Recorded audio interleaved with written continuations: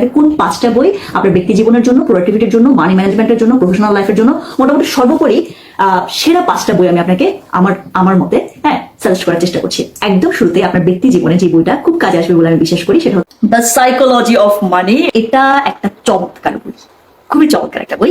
টাকার সাথে আমরা যে ইমোশনালি কতটা কানেক্টেড, সেটা হচ্ছে এই বইটা আপনার সাথে আপনার সামনে একটু তুলে ধরার চেষ্টা করবে। আমার খুবই পছন্দের একটা বই, how to talk to anyone. আপনাকে একদম বেসিক শেখাবে যে কারোর সাথে যখন কথা বলবেন তখন তার চোখের দিকে তাকিয়ে কথা বলুন, মুখে হাসি রাখুন, তার দিকে ঘুরে বসুন। যখন কাউকে ফোন দিচ্ছেন তখন সে কি রেড সিগন্যালে আছে নাকি ইয়েলো সিগন্যালে আছে নাকি গ্রিন সিগন্যালে আছে। অর্থাৎ প্রোডাক্টিভিটির কথা আসলে, হ্যাবিট বিল্ডিং এর কথা আসলে আমি মোটামুটি সবার আগে একটা বই সাজেস্ট করে দিই, সেটা হচ্ছে যে অ্যাটমিক হ্যাবিটস। আমার খুবই পছন্দের একটা বই, জেমস ক্লিয়ারের লেখা। এই ভদ্রলোকের কাছে আমি বলবো যে কৃতজ্ঞ, all time favourite. Rich dad poor dad, এটা হচ্ছে যে আমার যদি ক্ষমতা থাকতো আর কি, তাহলে এই বইটাকে আমি আমাদের একাডেমিক যে পাঠ্যসূচি যেটা আছে ওটার মধ্যে ঢুকিয়ে দিতাম।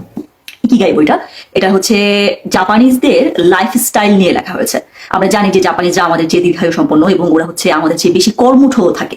পাশাপাশি হচ্ছে বলা হয় যে জাপানিজরা হচ্ছে যে খুবই সুখী একটা জাতি, যদিও এটা নিয়ে অনেক প্রশ্নবোধক এসে যায়, সেটা আমরা কথা বলবো না। তো এই বইটা যে ইকিগাই, যে বইটা, এটার এই যে ইকিগাই শব্দটা, এটার মানে যেটা সেটা খুবই চমৎকার। জাপানিজরা বলতে চায় যে ওরা ওদের কাজের দক্ষ বা ওরা দীর্ঘায়ু সম্পন্ন এবং ওরা হচ্ছে যে আমাদের চেয়ে বেশি সুখী, কারণ ওরা হচ্ছে এমন সব কাজকর্ম করে প্রত্যেকে যেখানে ওরা ওদের ইকিগাই খুঁজে পায়।